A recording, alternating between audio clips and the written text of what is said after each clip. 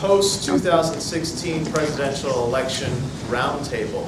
I want to thank you all for coming, whether that interest in this event is because of actual interest or because of extra credit. Regardless, welcome. So the purpose of today's event is really trying to make sense of the 2016 presidential election. And primarily to answer two questions. First question is what actually happened? How did we end up with this surprising election result? And the second question is to kind of determine what's going to happen next. What should we expect in a Trump presidency? So in order to answer those questions, I've assembled a group of all-star tech scholars to try to make sense of those issues. And beginning here to my right, I've got Daniel Sportello from philosophy. I've got Amanda Sanford from political science. Also from political science, I've got Dr. Jason Pigg. From history, I've got Dave Anderson. And then finally from business, with an expertise in economics and finance, I've got Patrick Scott. So this roundtable is going to be divided into three sections. The first section we're going to consider several questions trying to determine what actually happened during the election. The second section is going to be about what might happen during a Trump presidency. And then finally we're going to have about 20 minutes at the end for question and answer. So that's where you, the audience, will hopefully interject with your opinions and then also your questions for our roundtable participants. So with that, I'm going to get started with the first question in what happened. This relates to the polls. So I think a big part of the election, the surprise of the election, related to the big discrepancy between pre-election polls and then the actual election results. And I direct this first question to you, Jason. Why was there such a huge discrepancy in the polls and in the actual election? And then what does that result actually tell us about election polling and the usefulness of that before an election? Sure. And I'm glad to see such a great turnout here. This is fantastic. If our presidential election had such a great turnout, we'd all be very happy. So welcome everybody, and I will answer your question. And I think you're right in setting it up that way. I think there were two related surprises about this election, and one had to do with polls, which I'll start with, and then the second has to do with the nature of the Trump candidacy, which we'll go to second. And I think they're related. So we'll start with the polls, and I'm going to give you some numbers, but these are exciting numbers. And the first is where we ended up right before the actual election. And Real Clear Politics is a great website that aggregates the polls that exist.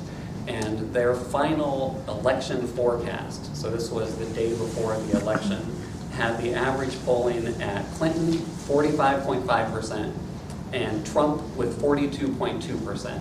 So that's an average of all of the national polls.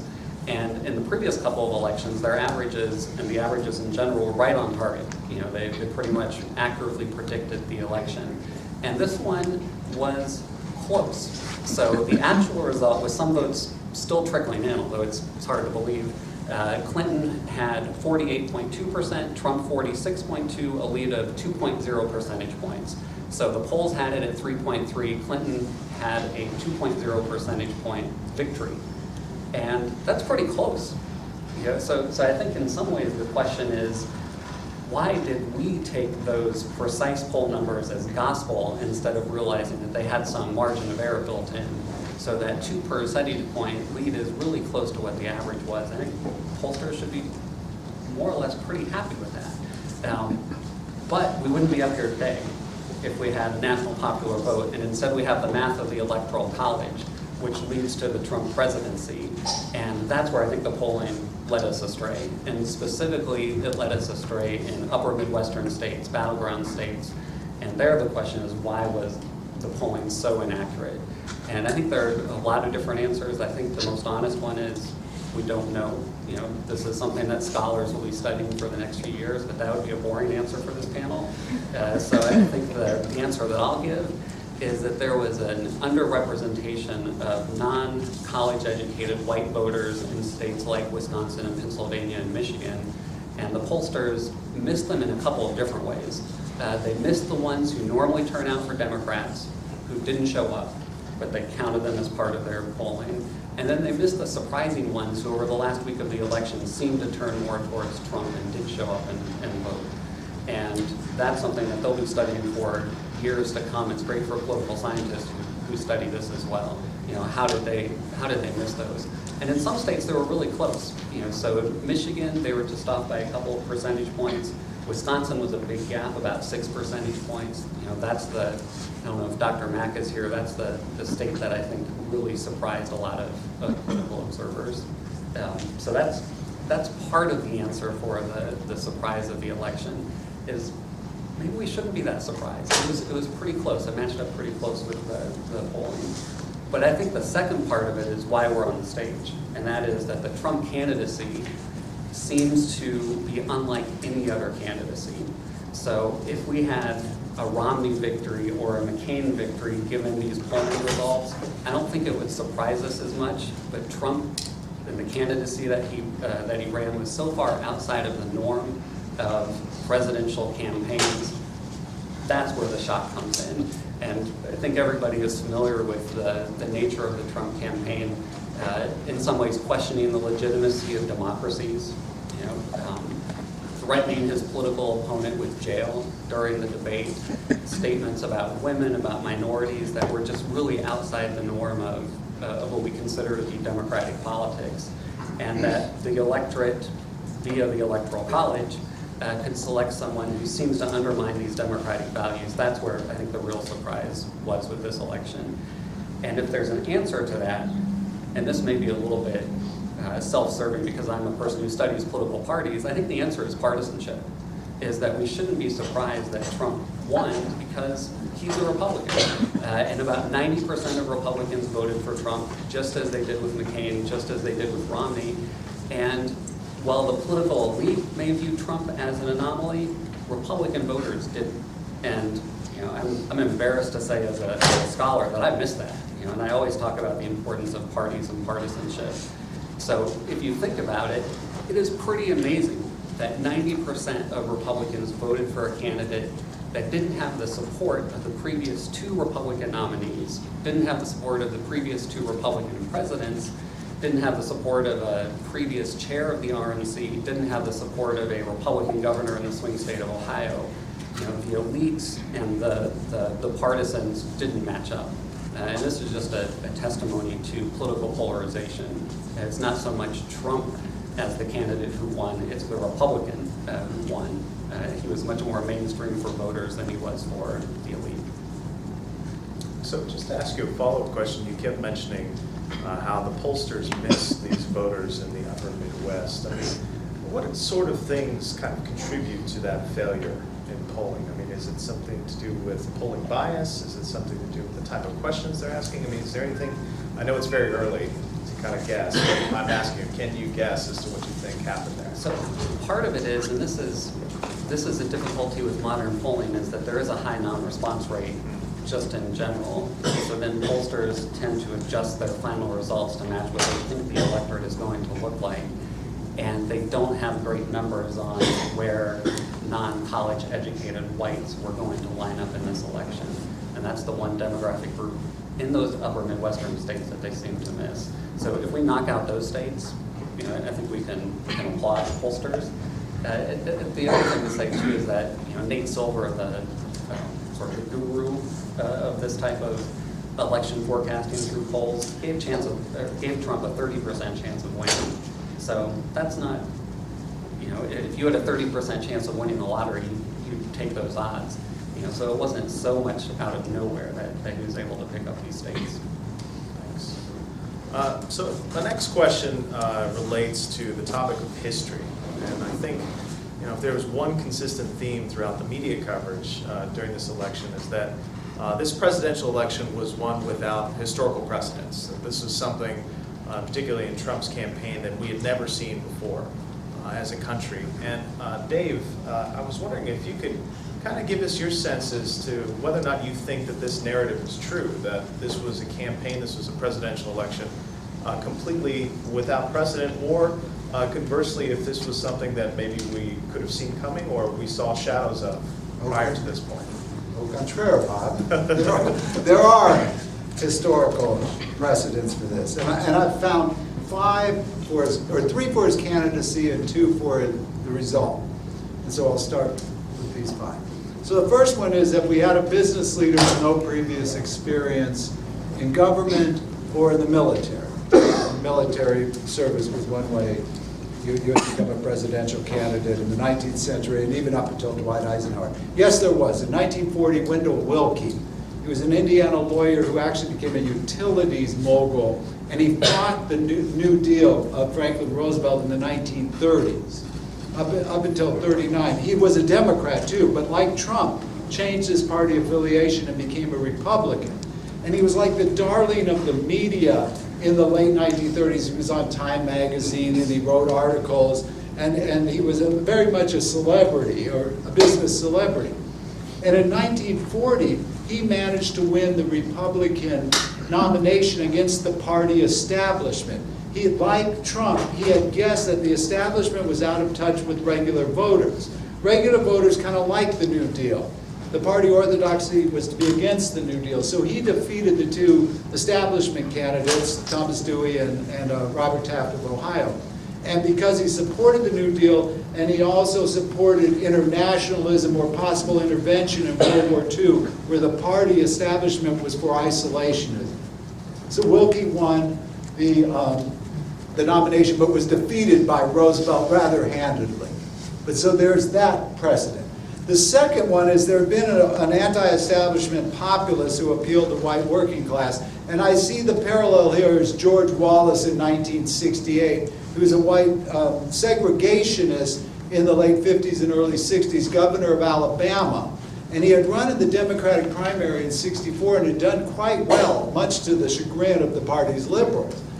He lost, of course, the nomination to Lyndon Johnson, who was the incumbent. But in '68, he ran as a third party, American Independent Party, and did quite well. He won 5 states and won 13% of the vote, which until Ross Perot runs in the 90s is the most impressive third party showing. Here's 3 parallels I see between Wallace and Trump. Wallace was anti-elite, and he hated Washington bureaucrats. He would call them intellectual morons. And so he was, like Trump, he had that kind of coarse demeanor. He had dropped his segregationist rhetoric by '68 and ran on what he called law and order. And this was kind of a coded message to the white working class that liberals had coddled blacks during the civil rights movement. And so he was going to bring law and order to urban America. And the third thing was that he campaign method was the rally.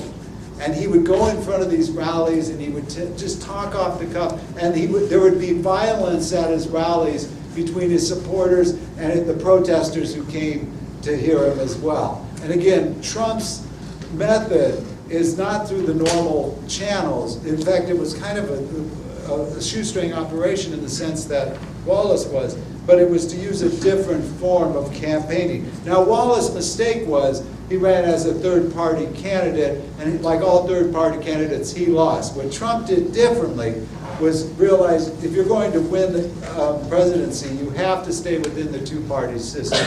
And that's why he's different than Wallace and Perot in the 1990s, who wins 19% of the vote. The third parallel I see is that all successful candidates for nomination, especially in the general election, and Jill Lepore, the historian who writes for the New Yorker, pointed this out in an article I've had all my students read, but that the candidate who wins masters new forms of communication. And you saw this as early as the Federalists and the Democratic Republicans controlling the newspapers. Andrew Jackson controls the campaign biography.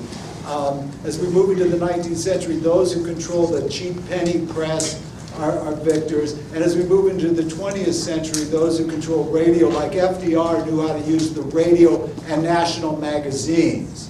And then 1960, what's the big example? Why is Kennedy successful? He knows how television worked. The same with Eisenhower. Nixon wins because he understands television in 1968 and hires a Madison Avenue firm to do his television advertisements.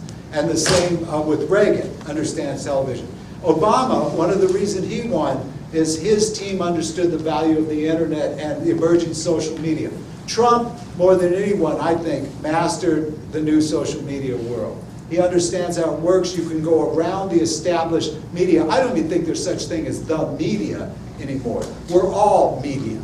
And Trump understood that. In fact, you can be an adversary of the media, which he was of Fox News, the supposed supporter of Republican candidate. Fox News had to come around to him and court him.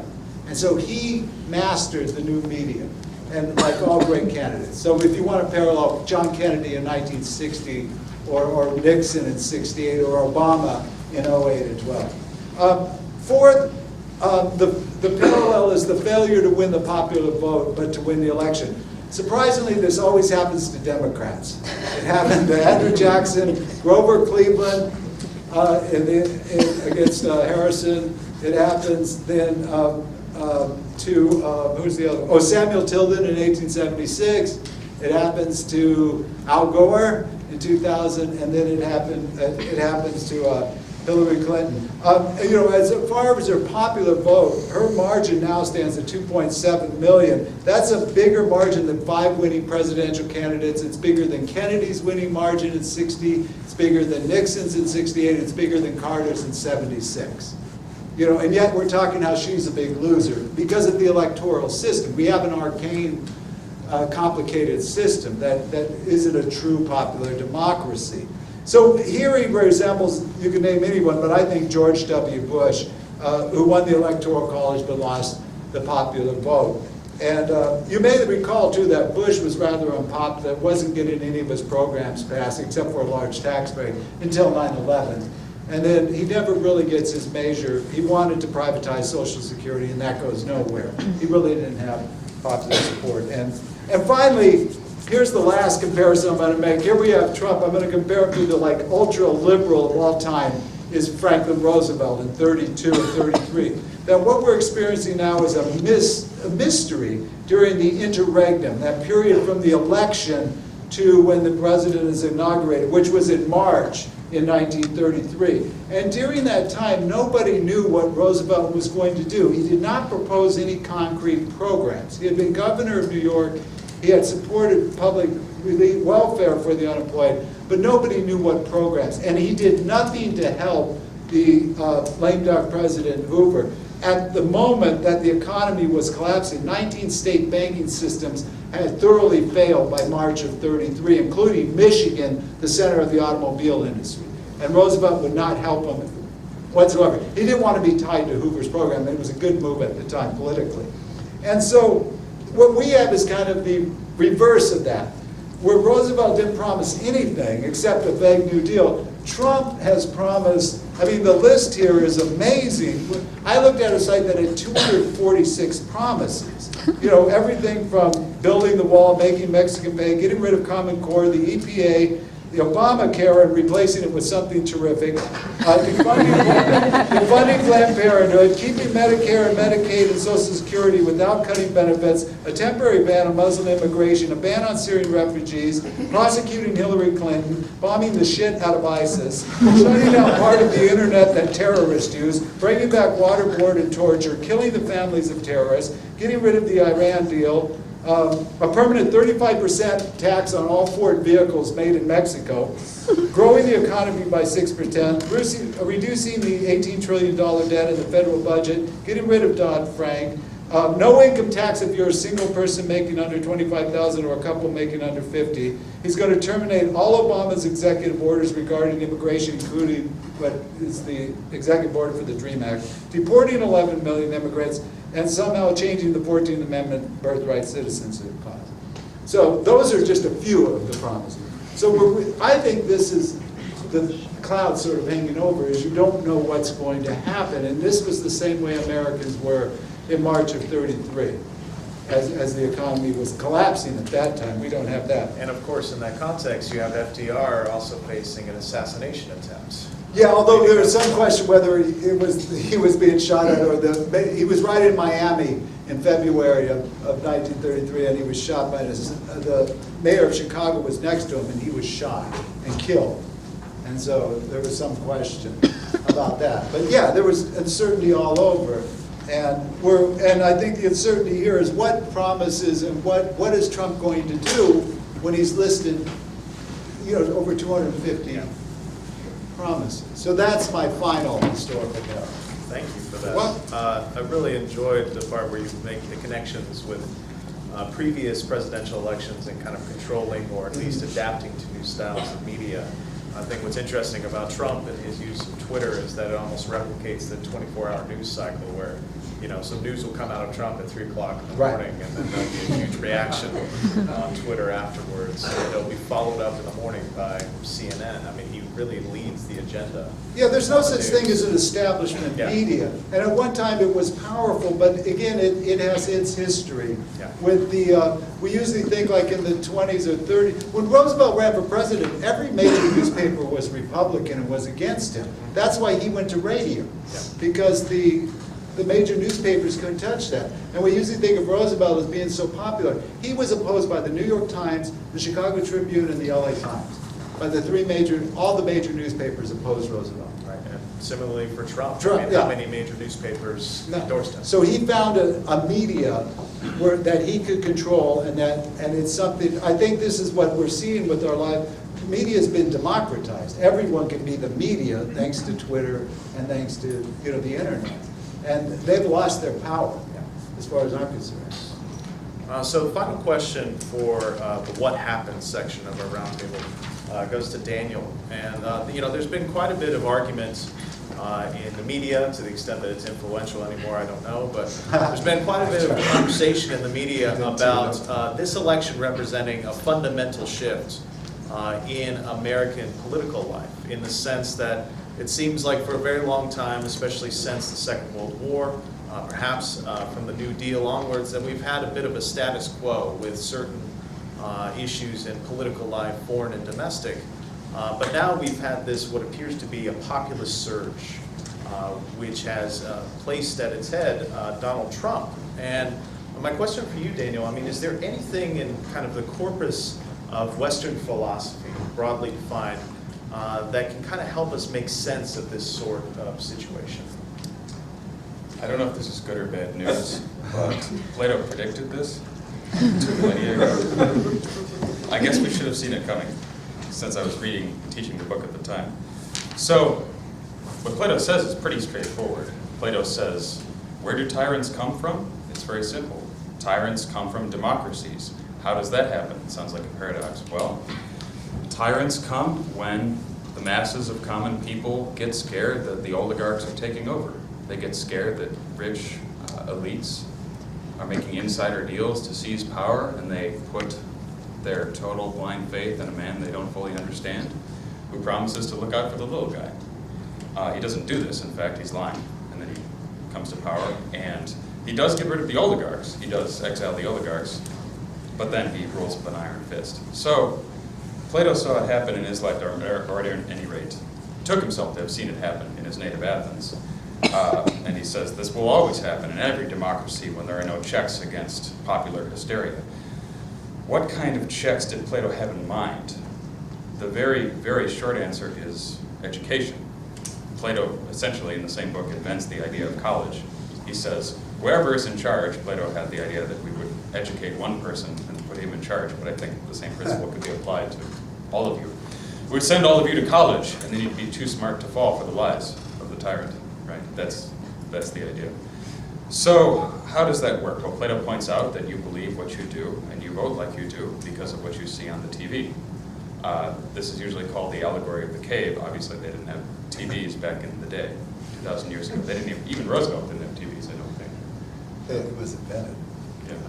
So, more generally, this is nothing you haven't heard before. Plato was just the first person to point it out and think of it. People experience the world mediated through the lens of the narratives that their culture saturates their world with, right? People experience the world through the lenses of the media. This doesn't mean the media has to lie to you. right? That would be too easy, and you would see through it. Plato points out that what you experience is a careful construction. It puts emphases in certain places and doesn't put emphases in other places. It spins things so you see them a certain way. It's very easy, without lying, to show you an only partial perspective. And without education, that will determine how you vote. In fact, Plato says without education, you're going to vote whoever tells you the thing that flatters you most, whether it's true or not. So, what's the answer? Plato says, this is a kind of metaphor, you have to turn yourself around and see the narrative being constructed. You have to turn around and see what the narratives the media are presenting you with. That these are constructions. There is someone who wants you to see things a certain way, Plato says. That's education. Ideally, that's what we are doing with, and maybe sometimes to, you in the classrooms. I guess you can tell us whether we're doing a good job or not. Now you might ask me, is this really what Plato's book says? I'm glad you asked. Actually, I'm spinning it a little bit. I'm showing you a partial perspective, just like Plato said I would, to get you to think the things that I want you to think. So, if you disagree with me, you've actually proven that I'm right. That's quite an agenda, Daniel. It almost sounds like you need to make a hat that says "Make philosophy great again." I wish we could. I think it's totally. All right. Well, so now moving on to what happens next. I'd like to start by discussing domestic politics, and this is something that. Dave was nice enough to list off all of Trump's policies, particularly those related to his big promises in the domestic sphere, including building a wall along the Mexican border, returning jobs to the United States, particularly manufacturing jobs in the Rust Belt, and then reestablishing or establishing new restrictions on immigrants in the United States, particularly recent Muslim immigrants. And so I'm wondering if the panel can help me, and I'll start with Jason, can help me kind of make sense of Trump's promises and their feasibility. I mean, is there any chance that these ideas will actually be carried out by his administration, and do they have any chance of actually being implemented? And if so, what effects do you imagine those policies will have on the United States? Sure. Well, that last question, I don't know if I'll get to that one. Do your best. I'll do my best. So let me say two contradictory things. So the first is that if Trump were a normal candidate, a normal president-elect, I'd say you'd expect those pledges to be carried out. Because based on the research, and there's been a lot of research on this, when you look at party platforms, the party that comes into power, despite the popular image, generally carries out their promises. And you can see this in the Obama administration. The big pledges were healthcare, financial reform.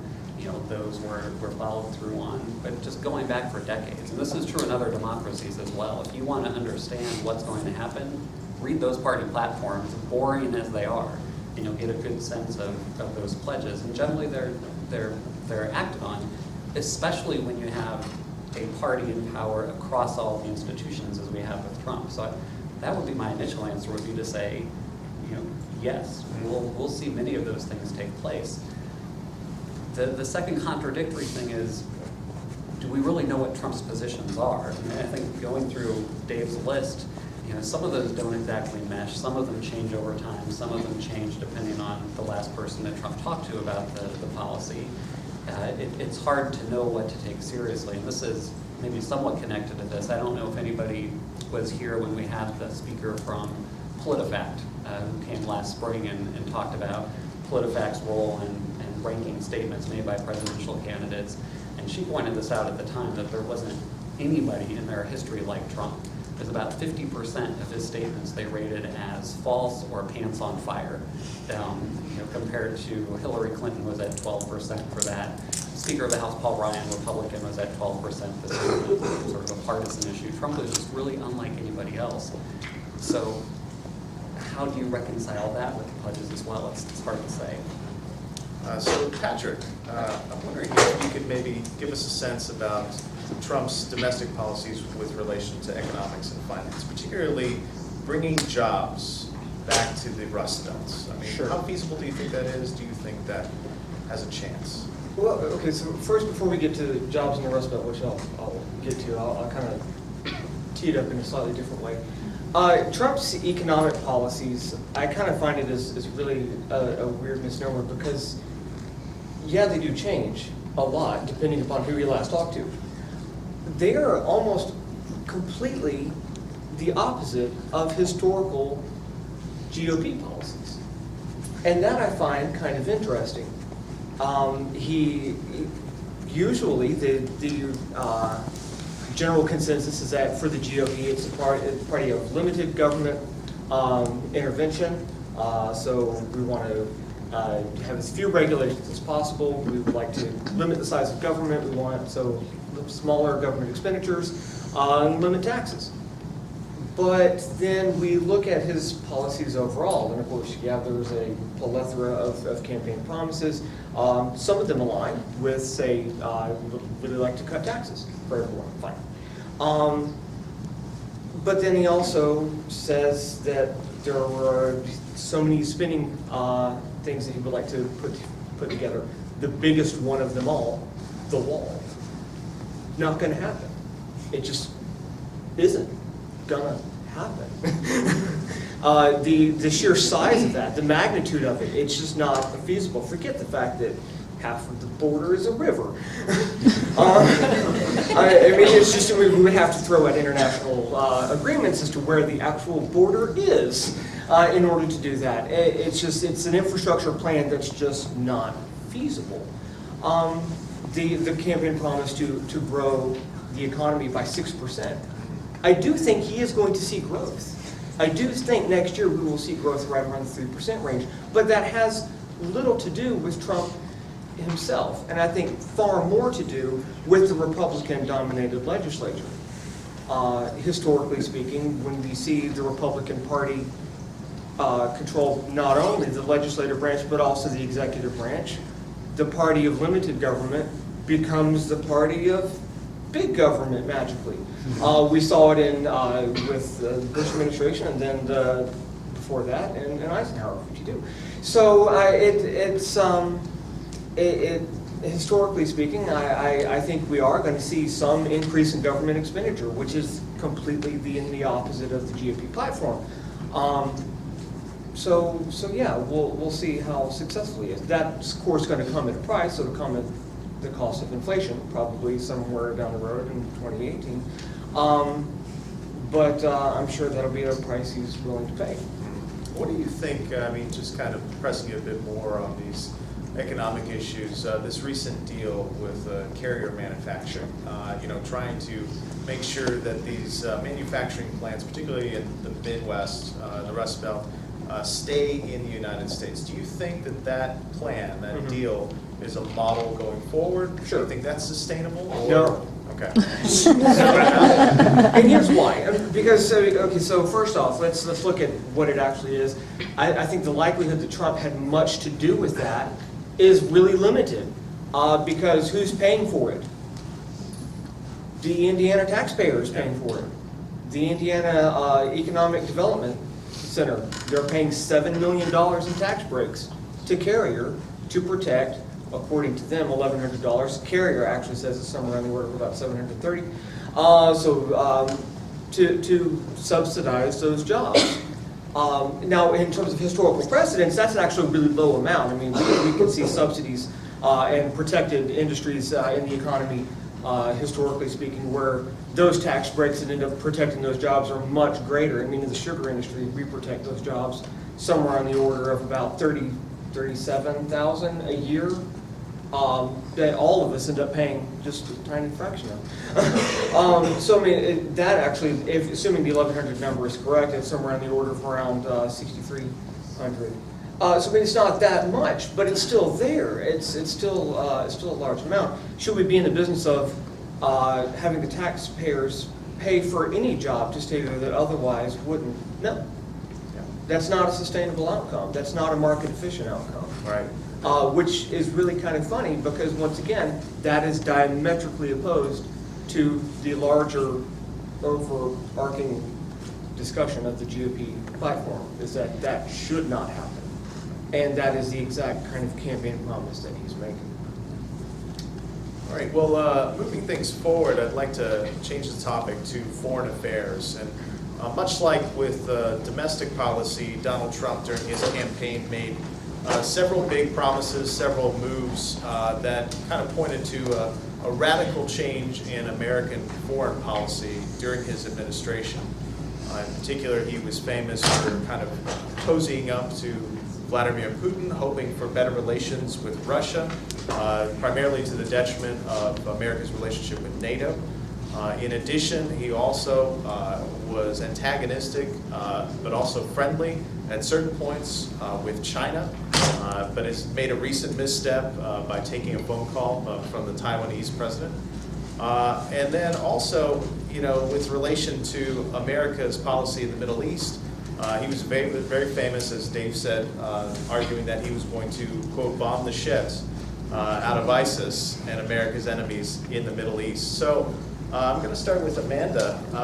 What do you make of these foreign policy, foreign affairs related promises? And do you think that these promises will come to fruition? And if so, what effect would that have with America's standing in the world? Okay, there's a lot in there. So I'm going to start by sort of taking the opposite end of what Jason said with regard to domestic political promises often come to fruition because of the platforms that are published that the party is wedded to. In domestic political situations, parties have a lot of control, and institutions in the government have a lot of control over the policies that we enact, much more control than over international policy. So despite the fact that the executive branch over foreign policy in the United States wields nearly unilateral authority, we have to remember for this that we are not the only actor in world politics. And we are the most powerful actor in world politics in terms of both military power and economic power. So while we could arguably say we are the most important player in this giant chess game that is survival in the international system, we certainly aren't the only one, and we certainly aren't the most powerful one. And foreign policy is a tap dance, it's a waltz, it is a delicate game that is played day to day by people who are incredibly well immersed in the cultures of foreign nations, in civilizations, in foreign policies of other nations, and in this interaction. It is an incredibly complicated web, regardless of whether we're talking about politics itself, or whether we're talking, in terms of political primacy in the international system, or whether we're talking about economic primacy in the international system. And right now, we have the corner on both of those markets, so to speak. So while I'm not horribly concerned about some of the more inflammatory things that have been said regarding our relationship with other countries and the policies that Donald Trump and his administration and some of his transition team have already started to try to put into play, there is something to be said here about a lack of nuanced understanding of these relationships. And I'm not really sure yet whether it's a lack of awareness about the history of these relationships and about the intricacies of international politics and international relations, international economics as well, or whether it's a lack of regard for them. I'm not sure which is more concerning in that case, whether it's a lack of awareness or a lack of regard. And these are evidenced by some of the recent statements, right? It's this very controversial phone call that Donald Trump took from the president of Taiwan. The United States has not had formal diplomatic relations with Taiwan since 1979.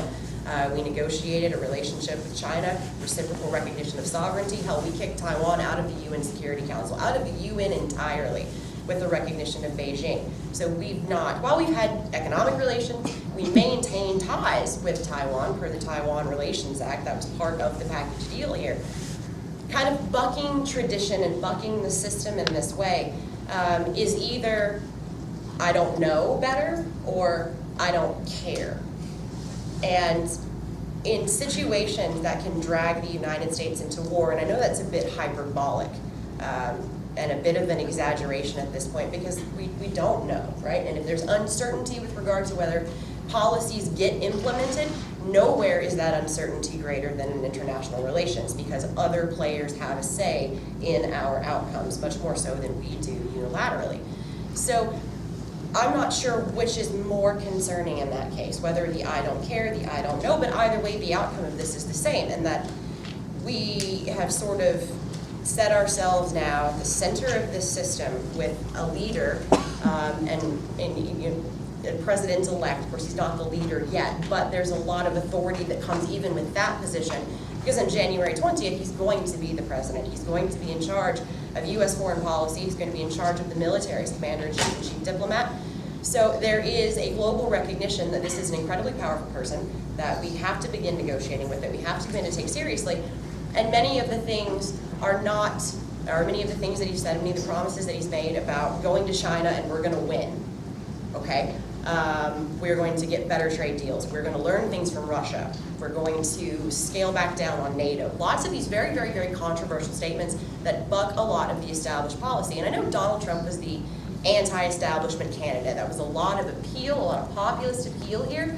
That is dangerous when it comes to international affairs because of the threat of war, either actual war, conventional warfare, trade wars, which could be provoked between the U.S. and China, as well as the U.S. and Mexico if proposed tariffs are actually enacted as they've been proposed, or nuclear war, worst case scenario here. So nuance is incredibly important, but Donald Trump himself said we have to ignore career diplomats who insist on nuance. And that is disconcerting. And I'll be happy to talk about regions specifically if you guys have questions about them. But I think overall, this whole package deal about the American position and American primacy, and that while we've been a benevolent hegemon, most powerful country in the world since the end of World War II, benevolent policies, benevolent deals, we've done a lot of unsavory things. We've made a lot of unsavory agreements with a lot of unsavory people, but we've always done it very delicately, not as bullies on the playground, right? If you don't give us what we want, here's what we're going to do to you. Those promises are dangerous in the international system. Or threats, rather, are dangerous in the international system. Yeah, and I think it's amazing we were talking about the partisanship, at least with regards to domestic policy. But there's kind of this incredible consensus with regards to foreign policy that you see between the parties, regardless of who's in charge. The policy remains pretty stable, at least since the Second World War. And I think you could argue that how much of a difference would it have made if Romney had been elected in terms of foreign policy instead of Obama, right? I mean, maybe not much. And one of the things I'm curious about, you brought up China, ISIS, NATO, obviously. One of the things I'm curious about is Donald Trump's policy with regards to extra-legal killings, particularly drone strikes. And this is something that has garnered a lot of, I think, worthwhile criticism of the Obama administration. How do you see that policy continuing or maybe changing under Donald Trump? I see it continuing. So you're right that there is a lot of continuity in foreign policy from administration to administration. And it is because once we develop these agreements, once we negotiate these trade deals, alliances, treaties of friendliness and other agreements through a variety of international institutions or as bilateral or regional treaties, they become sticky. When we talk about institutions as sticky, they stick around for a long time. They're difficult to change. So they tend to roll over from administration to administration, especially if we derive some sort of benefits from those negotiations or from those package deals or whatnot. To suggest there are a lot of benefits from surgical drone strikes, though certainly taking out terrorist targets is added value. But there tends to be a lot of continuity, and you're right. I don't think that there would have been a terribly different foreign policy situation if John McCain had won in 2008 or if Mitt Romney had won in 2012. Or from Obama to this next administration if Secretary Clinton had won this election. I think that the inexperience, the lack of political experience, certainly the lack of foreign policy experience, though many presidents-elect lack foreign policy experience, it's the area that they know the least about coming into office. But also, like I said, this either lack of understanding and awareness or lack of regard. Donald Trump didn't consult at all with the State Department before taking the phone call from Taiwan, and there's evidence to suggest that was planned before he ever won the Republican nomination. That is a wrench in that system. And there's a lot of establishment bias, you're right, between the Democratic Party and the Republican Party when it comes to foreign policy, because it's recognized that we put a united front to the world, right, in terms of foreign policy, and that these petty, snarky disagreements on the political spectrum between the parties, this polarization, is not the way we want to present ourselves to the world. Even where we disagree about domestic political initiatives, we tend to put our best united foot forward when it comes to foreign affairs. And there is now division over foreign policy, not just between the parties, but within the Republican Party and some of the promises that Donald Trump has made. At the end of the day, I think that Donald Trump is a businessman. And I think that he's going to be a businessman when it comes to foreign policy as well. And by that, I mean he is going to do whatever it is that achieves a broader goal that makes him look successful. And if that means continuing unpopular policies, that means continuing unpopular policies. If that means creating new policies, that means creating new policies. And so I don't see much of a rollback there. I mean, he himself suggested bringing waterboarding back and using other forms of enhanced interrogation techniques to derive information, which we know from studies doesn't work.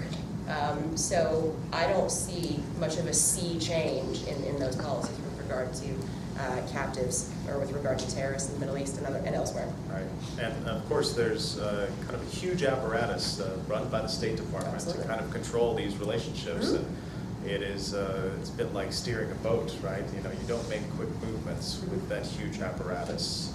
Right. So. Okay, so final question with regards to what happened next is related to kind of everyday life under a Trump presidency. And initially I was going to pitch this question at Dave and Daniel, if y'all are okay. Yeah. Take that? Okay.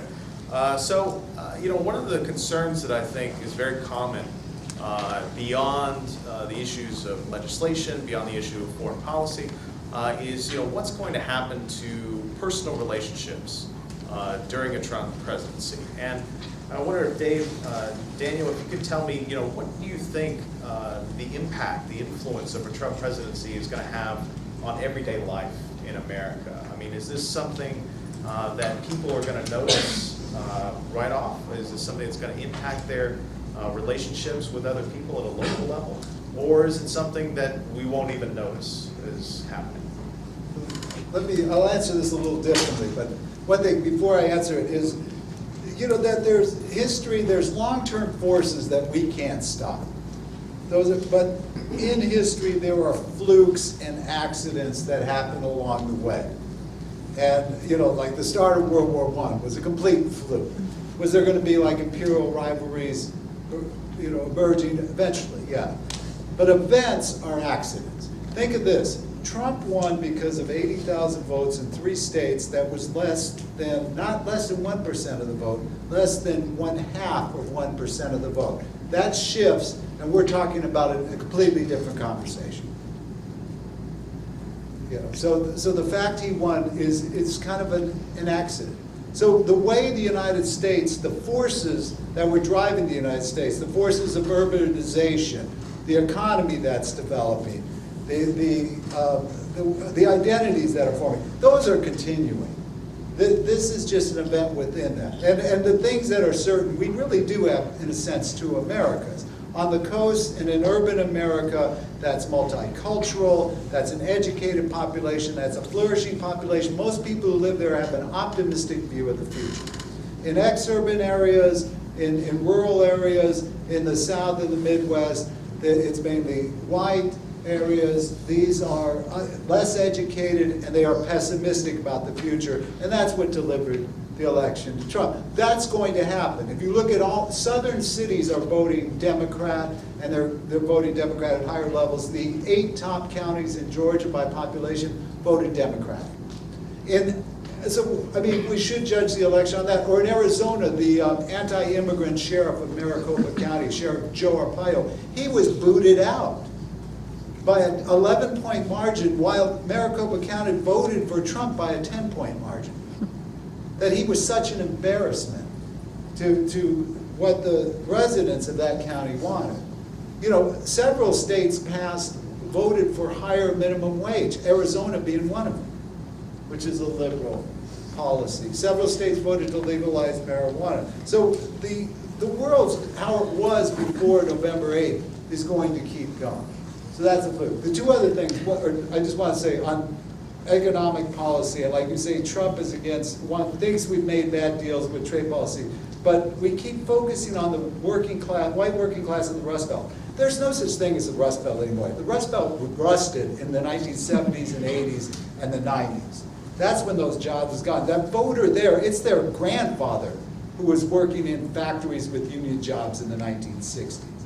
You know, there's a myth about this white working class in Wisconsin and in Michigan. The working class in America is diverse. It's mainly women, it's Hispanic, it's African American, it's in cities, and it's working service jobs.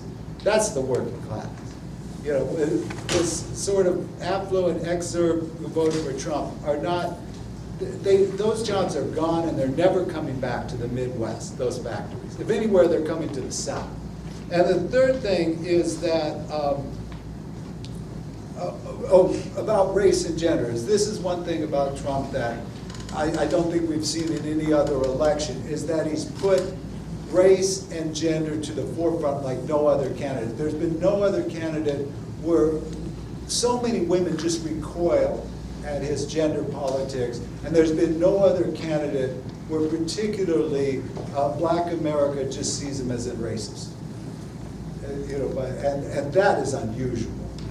You know, that we've had this type of polarization with a candidate, and he's brought these topics. Other candidates have tried to keep these topics down, you know, submerged, and this is unusual, and it's something that's going to be, you know, it's kind of the things that the Republican Party particularly has tried to repress, Right. has now been brought to the surface. So those are the Well, let three. me press you on that last point, because you seem to be saying that Trump isn't really changing everything. He's really just kind of a reaction to what's already going on in America, the polarization you're talking about. But with regards to that last point, with regards to race and gender, he seems to be unlocking something that was Well, I maybe think dormant prior to everything that that point. he's brought up, the Republican Party particularly has tried to repress. The Iraq War, you weren't supposed to talk about it. And you weren't supposed to blame George Bush about it. He did. I mean, everything, race, you weren't supposed to talk about it. Gender, you were supposed to keep these things repressed. And one of the reasons, what he showed again is to my first thing about Wendell Willkie, is the party, the voters wanted to have different conversation than what the party establishment. Party establishment is pro-free trade, they were pro-TPP, the trade partnership with Asia, they're pro-NAFTA, they're pro-immigration. But the rank and file, enough of the rank and file wasn't during the primary, and then the party closed ranks. As Jason was saying, parties are weak, but partisanship is strong. If you remember one phrase from this, and that's why Trump was able to win. But yeah, I think things that were repressed, it can boil down to a two-word phrase, is that particularly white men don't like political correctness. And when they see somebody who's flaunting and reveling in how subversive he is, that he says the things nobody would say, or he'll talk locker room talk, or he'll talk about black neighborhoods being cesspools of crime. They think, oh, here's somebody who's finally, those liberals control the world through political correctness, and here's a guy who says it like it is, I'm voting for him. If I can add just one quick thing, please. you know, following up on this. Sure. Get this thing going. So this is one of the explanations for why he did well in the upper Midwest as well. When you look at whites who score high on what political scientists call racial resentment, those whites disproportionately voted for Trump, even compared to previous Republican nominees. That racial resentment score, which is this feeling that, you know, problems aren't so bad, discrimination isn't such a bad deal, you know, blacks may actually benefit from government policies, we shouldn't be worried about civil rights issues. Whites who score high on that disproportionately supported Trump, and he encouraged that, you know, more so than Romney or McCain sort of fostering that racial resentment. Yeah. Well, okay, so the reason why I didn't specifically discuss the Rust Belt thing is because I don't know that it's really the Rust Belt. I think we talk about the Rust Belt because it's an easy analogy to get to, but what really Trump spoke to was those people that were economically disaffected. The people that they felt like the economy had left them behind, that free trade had left them behind, and that those sentiments were real. And free trade is something it's a hot button issue. It's been a hot button issue on many other political cycles, and it tended to rear its ugly head yet again. And you're right, while the vast majority of the GOP party was for the TPP, and they were for the for a lot of these trade policies that are actively against things like pulling out of NAFTA. And you mentioned also that these policies, these international agreements are sticky. Yeah, they are. Didn't mention it because I don't think he's gonna do it. I think when it comes down to it, I don't think he can. The practicality of pulling out from those agreements hurts everyone in this room. And that becomes particularly problematic. Trump knows that, though. I think he fully is aware of that. He is betting, though, that he can grow everyone's share of the pie. So much so that those people that voted for him because they felt economically disaffected won't mind that he wasn't able to deliver on that. To look out for their interests. Why? Because everyone feels better off. And so I think he's playing a game there. Yeah, I mean, you're absolutely right. With when did the Rust Belt rust up and blow away? A long time ago. You're absolutely right. Those jobs aren't coming back. There's no steel made in Pittsburgh. It's a medical and education town. Yeah. You Same know. thing with Buffalo. Yeah. Yeah, well, let's. Cleveland, the same. Detroit. You know. I think Daniel's got a few things to say about this. So, Sorry. No, We no, kind of- no, you're fine. Yeah, You're so fine. please. where to start? We've had this conversation before. I'm going to try to push back at least on some of what you're saying. Please do. I grew up hearing about how my grandfather's fingerprints were on the moon. I had no idea what this meant until I grew older, and I realized that my grandfather, before it was the Rust Belt, worked in Waukesha County, Wisconsin, the county that flipped Wisconsin red, where he built things that the government ordered to send rockets to the moon. You're right that it was my grandfather and not my father and not me. And this is in some ways good, but I'll tell you that memory is painful as shit. Yeah, well, that's what Yeah. you're both saying. But- It's subjective. Yeah, it's absolutely subjective, but it's a subjectivity that's very real for what it's worth. I know this is anecdotal. I don't know if that's good or bad. I guess in my self-conception, philosophy at its best merges the anecdotal and the universal. I don't know. I will say this about your demographic hope that, like, well, this was just a fluke and the victory of righteousness is inevitable. I mean, I'll take the same numbers and pitch it to you the other way around. Hillary Clinton lost to a racist, sexist buffoon, had the right to run anyone even moderately less buffoonish. Right? What kind of margin of victory would we be talking about? Which is what I assume they'll do in 4 years. Right? Well, but that's a counterfactual.